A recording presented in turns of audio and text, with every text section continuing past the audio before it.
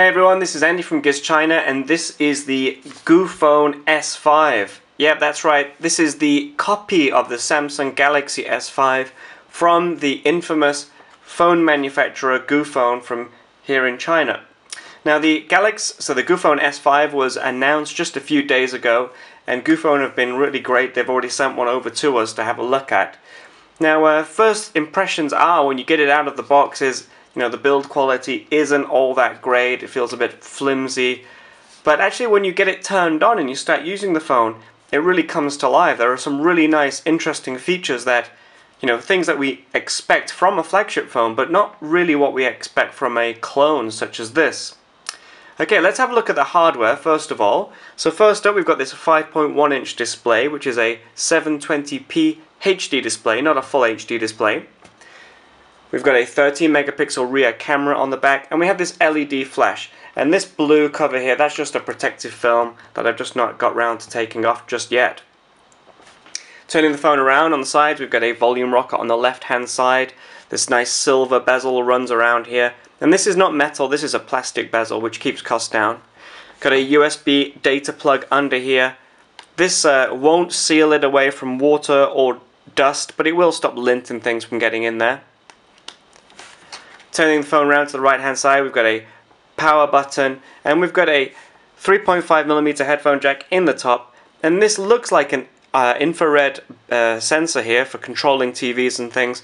I'm not entirely sure if that actually works or if it's just for show. The rear of the phone does have that typical Samsung Galaxy S5 Band-Aid look, and that will pop off, and inside we have a 2800 mAh battery, space for a SIM card and a micro SD card, and an external speaker here.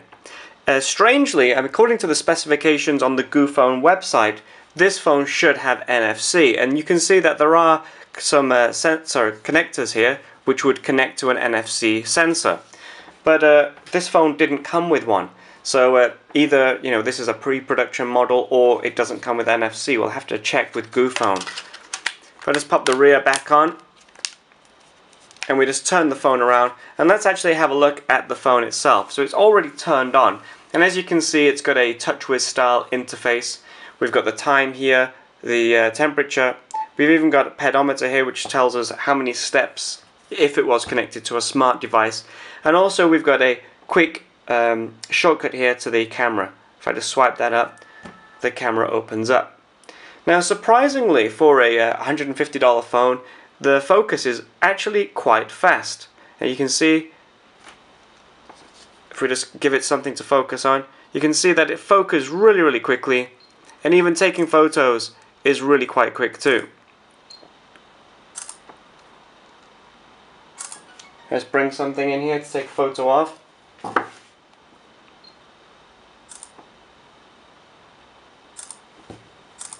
So it's quite surprising just how quick this takes photos.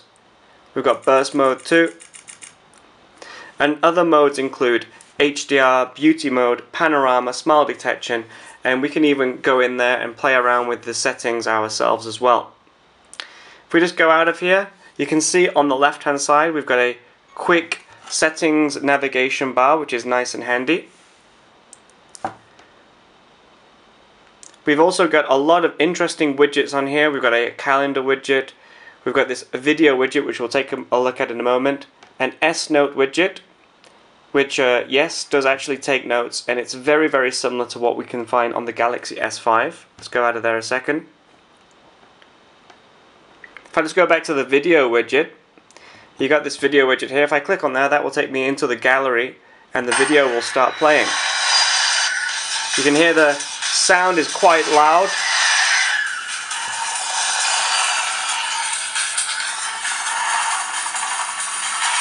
Interestingly, if I look away now, the video should stop playing.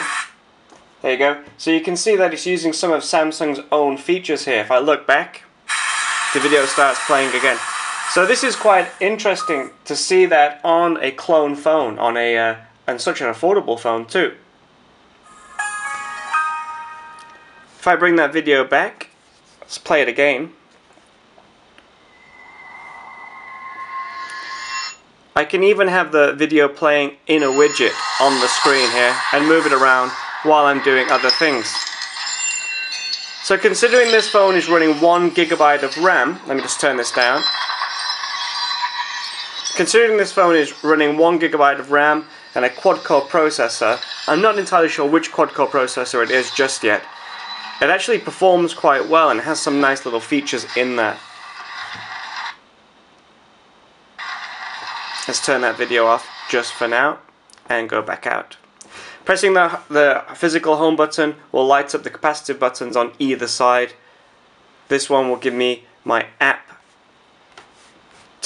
manager, and this obviously will send me back in different applications and things.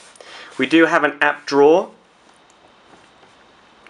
Some of the built-in applications include QQ, we've got Antutu built in here, Flipboard as well, and also we have the Google Play Store in there, so you can access Google Play and download things as well.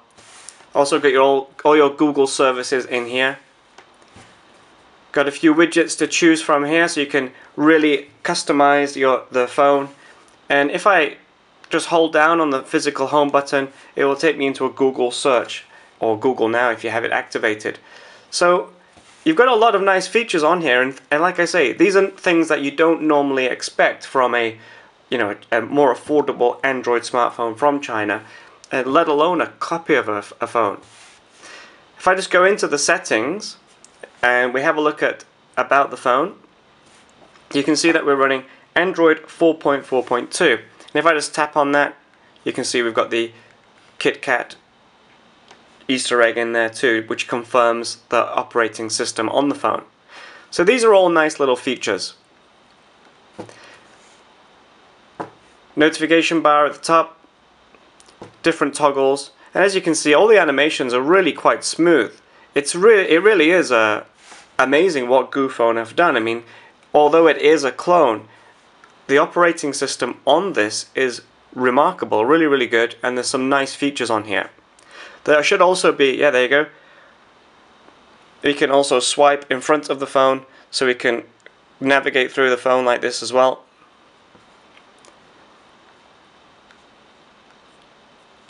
There may be some other features in here. Let's have a quick look. We can back up and reset. We've got different motions here. Smart pause is on. Smart scroll, it should be able to scroll if I'm looking up and down. Smart rotation. So a lot of things in here to play around with. Alright, so I mean, this is the first hands-on with the Goophone S5. Like I said at the start, the actual build quality of the phone isn't the best in the world. It's nice and light though. It's very comfortable. The battery is quite large considering the specification. This is a HD display and you've got a quad-core processor, so a 2800 mAh battery isn't bad considering. What really makes it though is the software. It's a really nice software. It's got lots of great features in there, and you know, when you're using it, you don't feel like you're using a cheap phone or a knockoff phone. You feel like you're using a real Samsung Galaxy S5. So Goophone have really achieved what they wanted to there. It's up to you whether you prefer to buy this or a more unique Chinese Android smartphone. Okay, what we'll do, we'll continue to use this over the next few days, and we'll update in about a week or so with a full review. If you have any questions, feel free to let me know. Goodbye.